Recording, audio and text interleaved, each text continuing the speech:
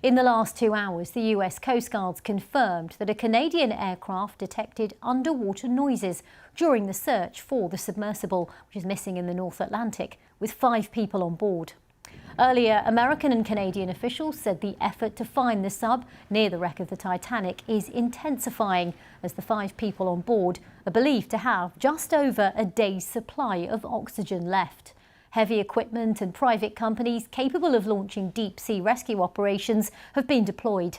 Our North America correspondent Nomia Iqbal reports from Newfoundland. These are the last known pictures of the Titan submersible.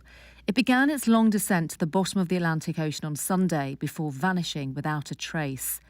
Last year, the BBC filmed the vessel.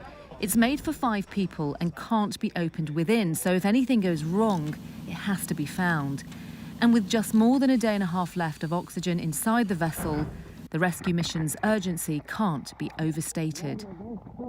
It's a unique operation, it's a challenging operation, but right now we're focused on putting everything we can at it and searching as hard as we can and getting the assets out there as quickly as we can.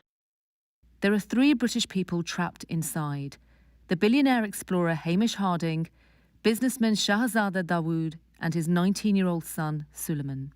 He had the enthusiastic, outlook of a young child. Really, he was so excited about this opportunity, and he mentioned it with the biggest smile possible on his face in telling me about it. So we were all very excited for him and happy for him that he was able to have this extraordinary opportunity. Also inside is French explorer Paul-Henri Nargeolet and Stockton Rush, the man who runs the company Oceangate, which is in charge of this expedition to see the Titanic remains. This is an experimental sub. People are informed that it's very dangerous down there. Last year, he showed CBS how the vessel was operated via a games console. The search and rescue teams are working in incredibly challenging conditions. This is the worst spring in decades, and it's made visibility really low.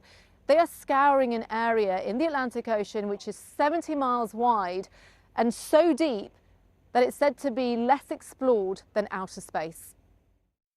The ship carrying the sub left St. John's on Friday and travelled to the wreckage site, arriving on Sunday for a dive that was meant to last 8 hours. But an hour and 45 minutes later, all contact was lost. This is the 3rd expedition by Oceangate. Passengers pay nearly £200,000 to arrive in the province and see the Titanic's remains, which are more than a century old. From a leader's perspective, it certainly feels helpless right now, but we're not hopeless. I mean, we do hope that this rescue mission is fruitful. Questions are being asked about the potential safety problems of the submersible. Court documents from 2018 reveal a former worker of Oceangate raised concerns. In the meantime, teams are working out the logistics of what could now become the deepest search and rescue mission ever attempted. But first, they need to find the vessel. Nomia Iqbal, BBC News, Newfoundland, Canada. The oceanographer David Gallows told us more about the risks of diving at that depth.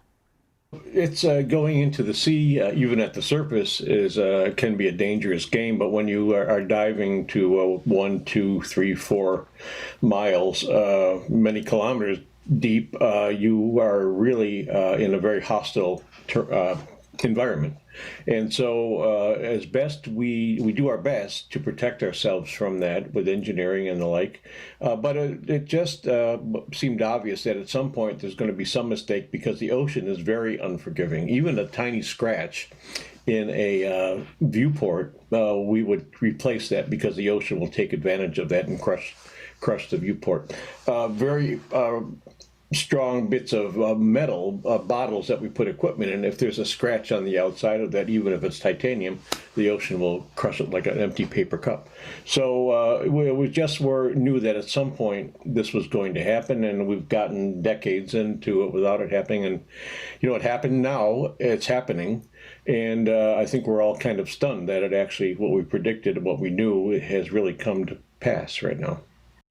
I do know that more likely than not, the search should begin at the place where it was last known to be.